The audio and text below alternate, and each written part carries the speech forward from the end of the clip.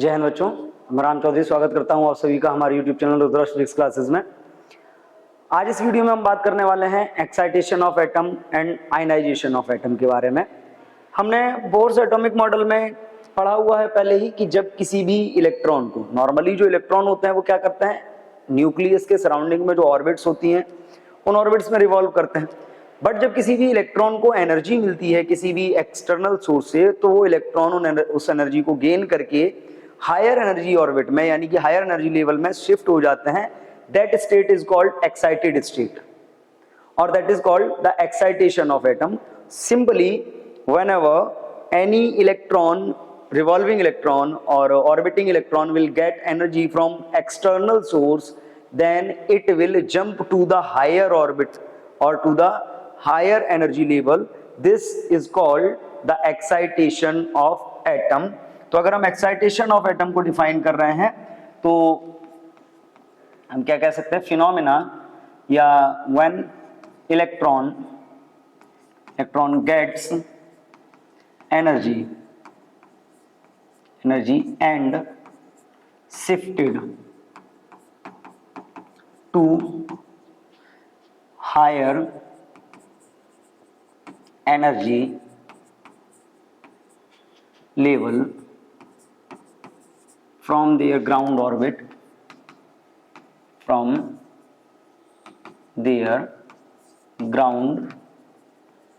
orbit, this is called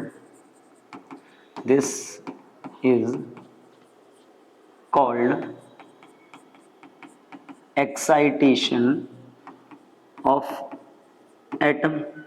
clearly, यानी कि जब भी किसी इलेक्ट्रॉन को किसी एक्सटर्नल सोर्स से एनर्जी मिलती है और वो उस एनर्जी को गेन करके किसी हायर एनर्जी लेवल में शिफ्ट हो जाता है, हायर ऑर्बिट में शिफ्ट हो जाता है, that is called the excitation of atom. Simply अगर हम किसी एटम के केस में सपोज बात कर रहे हैं कि सपोज ये न्यूक्लियस है और इस न्यूक्लियस के अंदर जैसे हम ये मान लेते हैं कि प्रोटॉन और न्यूट्रॉन होते हैं, प्रोटॉन है और न्यूट्रॉन है इसके अंदर। क्लियर, इसके सराउंडिंग में ऑर्बिट्स होंगी और जो इलेक्ट्रॉन होंगे वो क्या करेंगे, इसके सराउंडिंग की ऑर्बिट्स में रिवॉल्व करेंगे। हर इलेक्ट्रॉन की ऑर्बिट क्या होगी, डिफरेंट होगी। अलग अलग ऑर्बिट्स में इलेक्ट्रॉन रिवॉल्व करते हैं तो डिफरेंट होगी ऑर्बिट।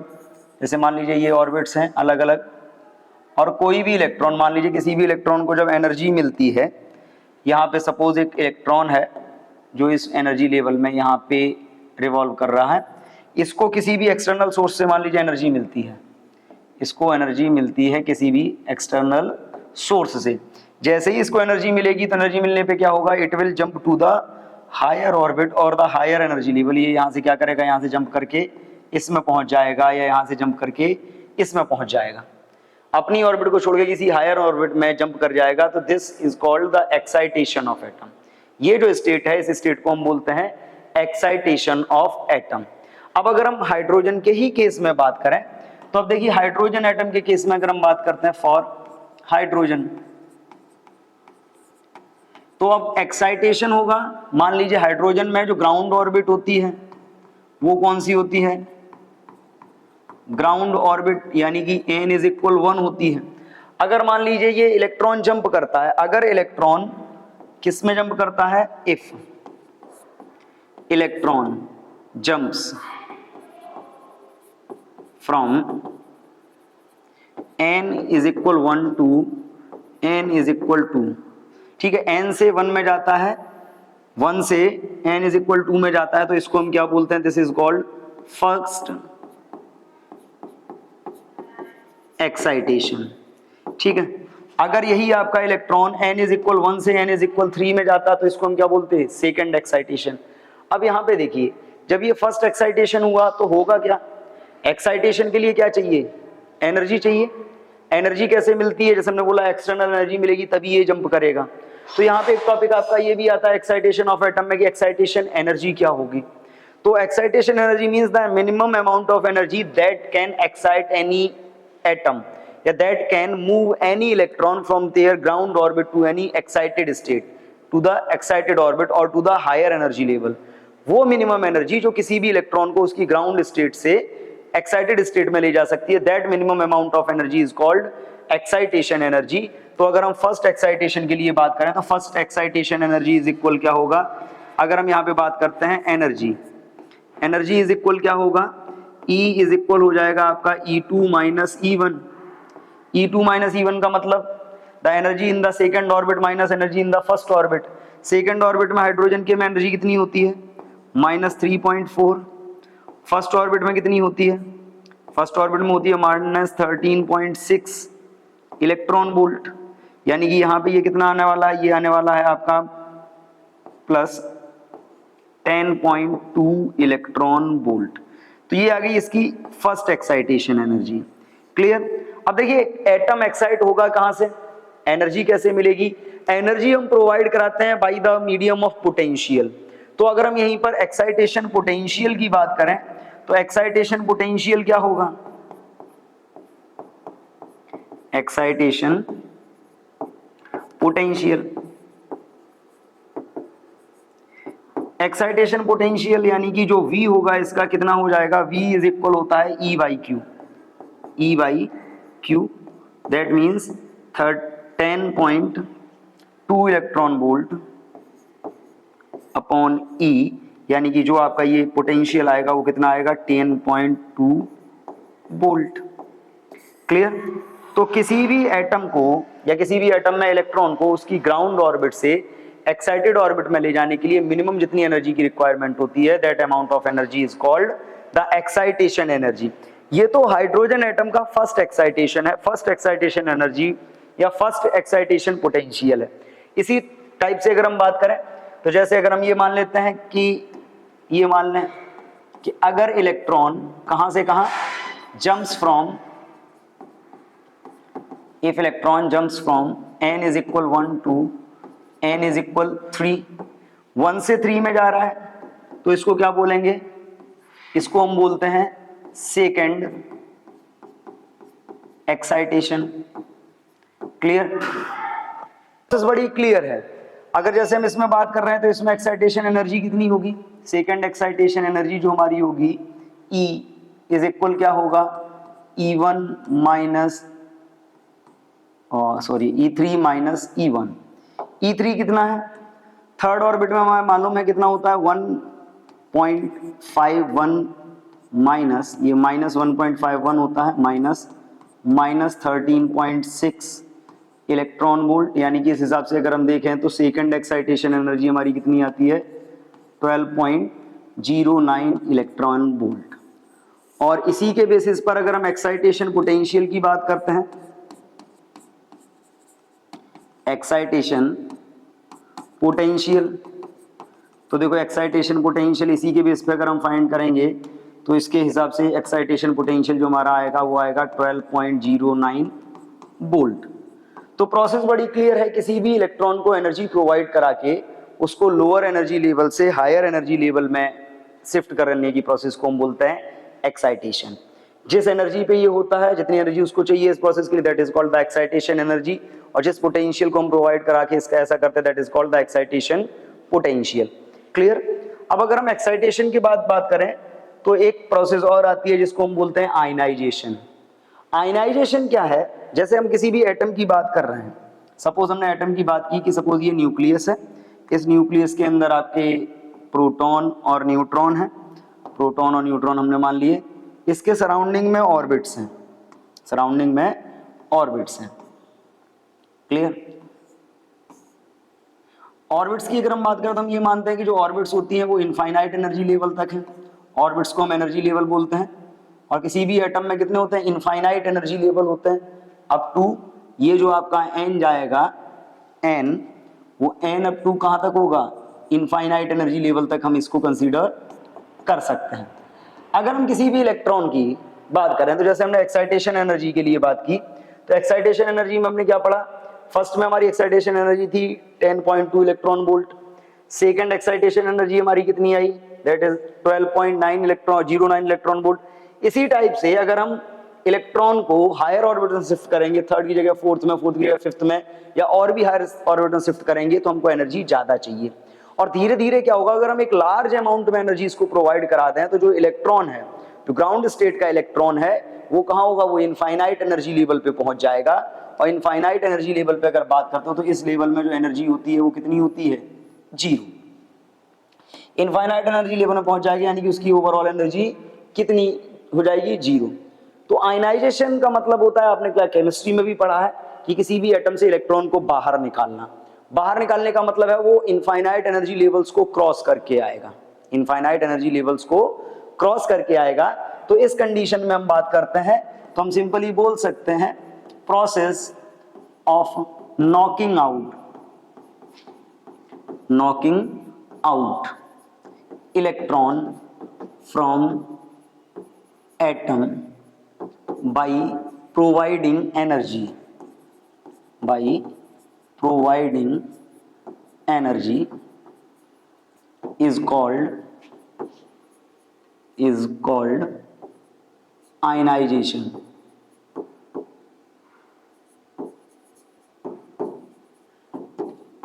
of atoms. क्लियर?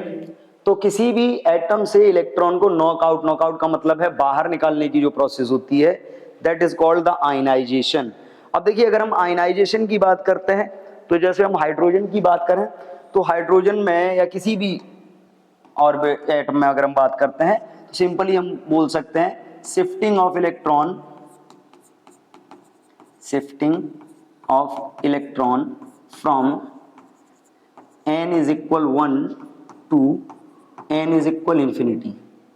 यानी कि अगर आप आयनाइजेशन की बात कर रहे हो तो आयनाइजेशन का मतलब क्या है, किसी भी इलेक्ट्रॉन को फर्स्ट ऑर्बिट यानी कि जो ग्राउंड ऑर्बिट है उससे, और ये भी हम किसके लिए बात कर रहे हैं, फॉर हाइड्रोजन, क्योंकि हाइड्रोजन की ग्राउंड ऑर्बिट फर्स्ट होती है। फर्स्ट ऑर्बिट से कहां, इन्फिनिटी तक शिफ्ट करने के लिए जितनी एनर्जी हमको चाहिए that is called the ionization energy, और जितना पोटेंशियल हम उसको प्रोवाइड कराएंगे that is called the ionization potential. तो बहुत सिंपल सा कॉन्सेप्ट है।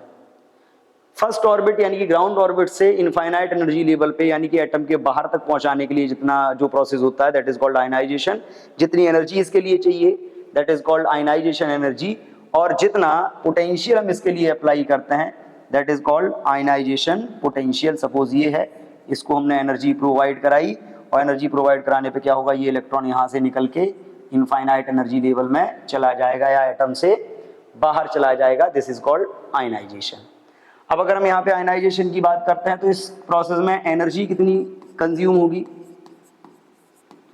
अगर हम आयनाइजेशन एनर्जी की बात करते हैं तो आयनाइजेशन एनर्जी कितनी होगी, दैट इज इक्वल होगा E infinity minus E1। Infinity energy level पे अगर हम बात करते हैं तो इनफाइनाइट एनर्जी लेवल पे जीरो होता है, माइनस 13.6, यानी कि ये जो आपका आएगा E is equal 13.6 electron volt. Clear? E हो गया 13.6 इलेक्ट्रॉन वोल्ट, और यहां से अगर हम बात करते हैं 13.6 इलेक्ट्रॉन वोल्ट, और इसी के बेस पे अगर हम बात करेंगे तो इसका आयनाइजेशन पोटेंशियल क्या होगा,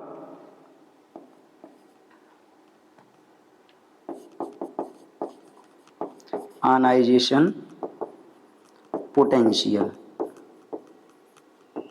ये आयनाइजेशन पोटेंशियल इसका आएगा 13.6 वोल्ट, यानी कि अगर हम इतना पोटेंशियल हाइड्रोजन एटम को प्रोवाइड करा देंगे तो उसका जो इलेक्ट्रॉन है वो ग्राउंड ऑर्बिट से निकल के बाहर चला जाएगा, यानी कि हाइड्रोजन एटम आपका H+ आयन में कन्वर्ट हो जाएगा और आयनाइज हो जाएगा।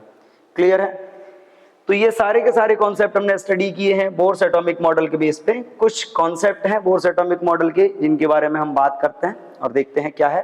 कुछ न्यूमेरिकल्स हैं, जैसे न्यूमेरिकल है हमारा using Bohr's formula for energy quantization determine the longest wavelength in Lyman series for hydrogen spectrum.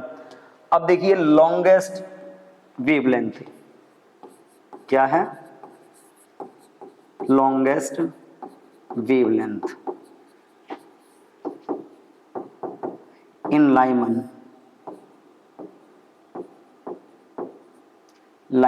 Series.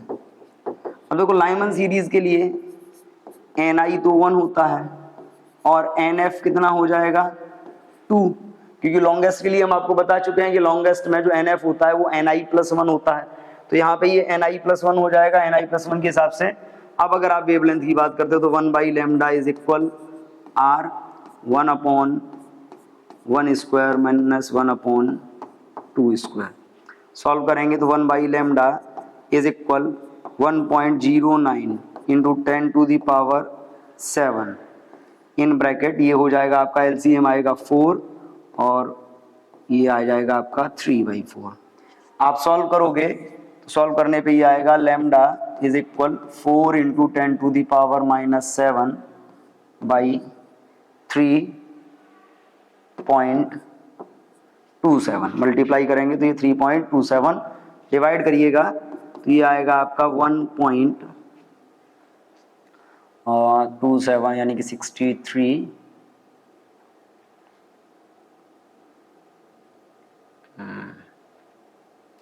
1 okay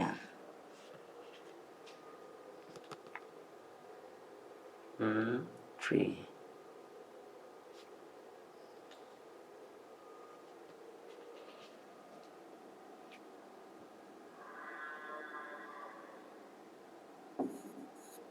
9 into 10 to the power -7 okay 8। तो इसका आएगा lambda is equal 1.18 into 10 to the power -7। ठीक है, second दिया है the excitation energy of n is equal 3 level of He plus ion. अब देखिए He plus जो एटम होता है वो किसकी तरह बिहेव करता है, हाइड्रोजन की तरह।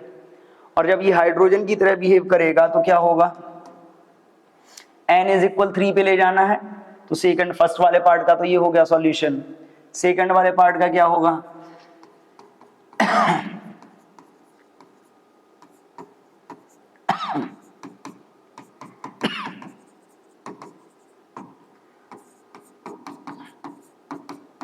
He plus. अब देखिए He प्लस के लिए अगर हम बात करते हैं तो He प्लस के लिए जो हमारा रहेगा वो कितना रहेगा, E इज इक्वल हमको क्या निकालना है E3 माइनस E1। E3 कितना होगा -13, E3 होता है आपका 1.51 और minus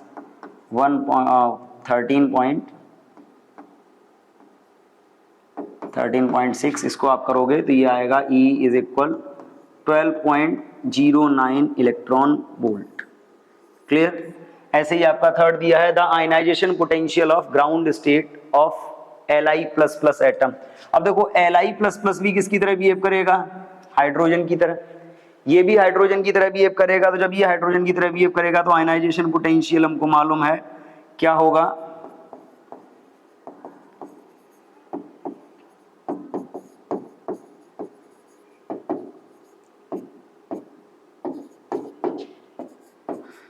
ionization potential of Li++। क्या होता है, हाइड्रोजन की तरह होता है और कितना होता है इसका 13.6 वोल्ट। क्लियर। तो बड़ा सिंपल है, जो कॉन्सेप्ट हमने पढ़े हुए हैं उन्हीं कॉन्सेप्ट को हम यूटिलाइज करके इन सारी कैलकुलेशंस को करते हैं। नेक्स्ट क्वेश्चन है हमारा 12.09 electron volt beam is used to bombard gaseous hydrogen at room temperature up to which energy level the hydrogen atom would be excited. किस लेवल तक, अब किस लेवल तक होगा उसके लिए हम बात करते हैं। यहां पे हम बात कर लेंगे क्या होगा, एनर्जी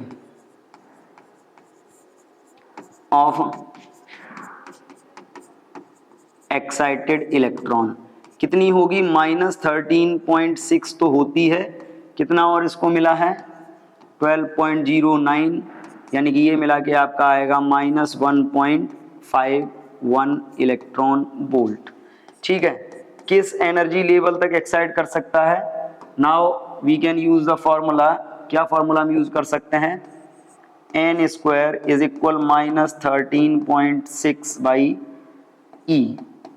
सॉल्व करेंगे तो -13.6 बाई -1.51, तो ये n स्क्वायर इज इक्वल आपका आएगा अप्रोक्सीमेटली 9, यानी कि n इज इक्वल 3। आ गया। तो सिंपल सी बात है, जितनी होती है इतनी और दे दी, किस लेवल तक, up to which energy level, यानी कि थर्ड एनर्जी लेवल तक हम इसको एक्साइट कर सकते हैं। Calculate the wavelength of the second member of Lyman series. Wavelength of second member of Lyman series, तो अगर हम बात करते हैं for second member of Lyman series, अब देखो लाइमन सीरीज के लिए अगर आप बात करते हो तो लाइमन सीरीज के लिए एन आई तो 1 है, एन एफ क्या होगा 1 + 2 सेकेंड मेंबर निकालना है यानी कि 3, कितना आएगा वेवलेंथ 1/λ इज इक्वल आर 1/1 का स्क्वायर माइनस 1/3 का स्क्वायर, ये हो जाएगा 1/λ इज इक्वल 1.09 10⁻⁷। वैसे तो 09678 होता है, लेकिन हम 09 ही यूज करेंगे, तो ये क्या हो जाएगा एलसीएम 9 आएगा, 9 -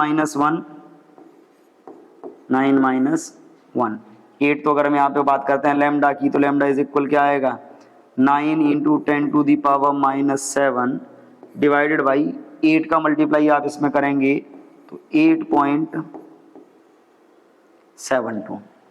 क्लियर, 8.72 यानी कि अगर आप इसको डिवाइड करते हो 9 डिवाइडेड बाई 8.72 तो ये आएगा 1.9 था, 9 में 8.72 28 रह जाएगा 280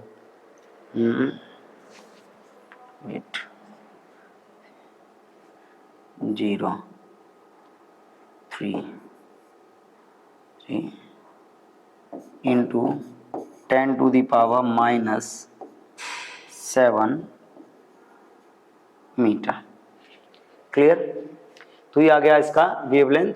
और इसी टाइप से हम फाइंड कर सकते हैं second member of Balmer series.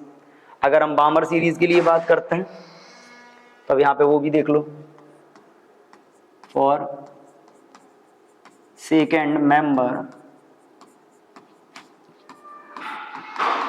Of Balmer series. Clear, अब देखिए second member of Balmer series की अगर हम बात करते हैं तो second member of Balmer series में क्या होगा एन आई तो आपका 2 रहेगा, N F 2 + 2 that means 4। Clear, तो अब यहाँ पे आप लैम्डा की बात करते हो तो 1/λ इज इक्वल क्या होगा आर 1/2 का स्क्वायर माइनस 1/4 का स्क्वायर, तो ये होगा 1/λ is equal 1.09 into 10⁻⁷ in bracket. अब देखिए इनका आएगा 4 और इसका आएगा 16, तो एलसीएम तो आएगा 16। क्लियर, ये हो जाएगा 4 - 1 यानी कि 3। तो अगर हम लैम्डा की बात करते हैं लैम्डा इज इक्वल क्या आएगा 16 × 10⁻⁷ डिवाइडेड बाई 3.27।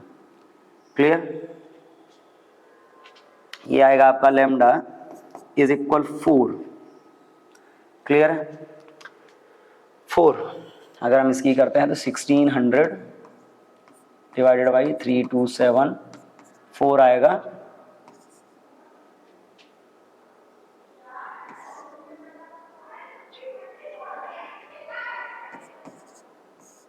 ये आएगा 229 टाइम्स जाएगा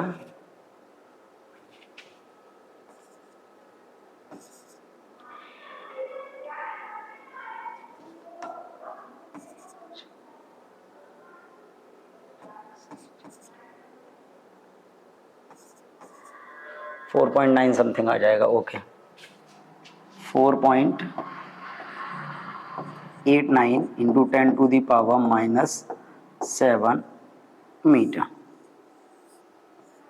क्लियर, 4.89 इंटू 10⁻⁷ मीटर। तो इस टाइप से हम इसकी भी वेवलेंथ कैलकुलेट कर सकते हैं। और अगर बात करते हैं तो नेक्स्ट है हमारा 812.5 electron volt electron beam is used to bombard gaseous hydrogen at room temperature up to which energy level the hydrogen atom would excite calculate the wavelength of first member of Lyman and the first member of Balmer, ये तो same question है।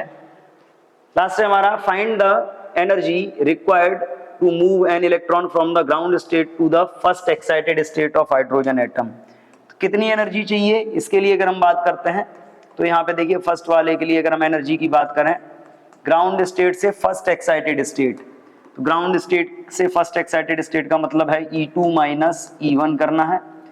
E2 कितना होता है -3.4 minus ये होता है -13.6, कुल मिला के आएगा ये आपका 12, ये आएगा आपका 10.2 इलेक्ट्रॉन वोल्ट। पहला आंसर तो ये हो गया। सेकंड है determine the kinetic energy and the orbital radius of first excited state of the atom. Kinetic energy find करनी है in first excited state, in first excited state.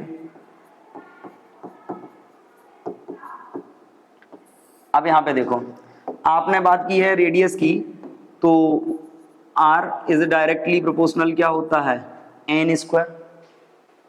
अगर हम इसके हिसाब से बात करते हैं, या आपने ये भी पढ़ा है r इज इक्वल क्या होता है r0 इंटू n स्क्वायर।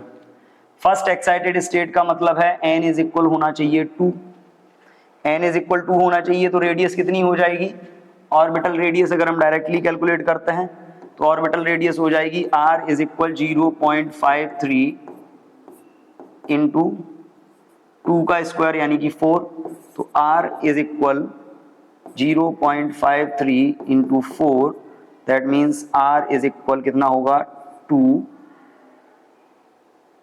1, हाँ ठीक है, और 2 के बाद डेसिमल लग जाएगा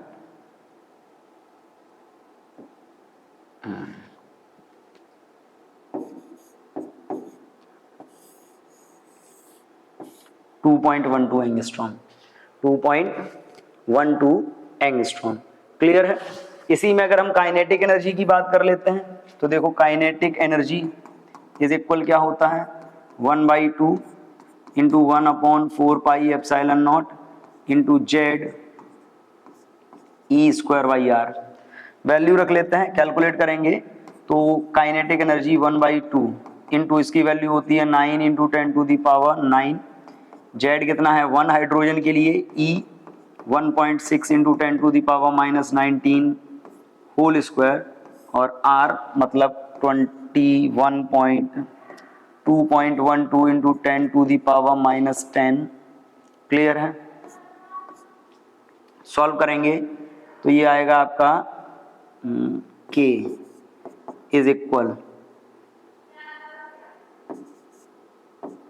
7.2, कितना होगा 9, 2 से कैंसिल करेंगे तो ये 0.8 आएगा, 0.8 इंटू 9 7.2, और अभी नहीं स्क्वायर करना है हमको इसका, तो k इज इक्वल आएगा 9 इंटू 2.56 इंटू 10⁻38 में से 9 लेस होगा तो 10⁻−29 डिवाइडेड बाई 2 इंटू 2.12 का स्क्वायर अगर हम करते हैं तो 21 का 441, तो हम समथिंग इसका ले लेते हैं 4.41। क्लियर है। इंटू 10⁻⁻20। सॉल्व करेंगे तो ये आएगा आपका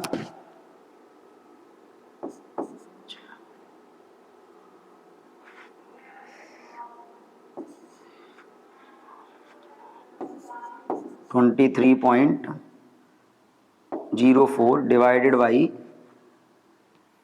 8.82 इंटू 10⁻⁻9, यानी कि काइनेटिक एनर्जी जो आपकी आने वाली है वो आएगी आपकी यहां से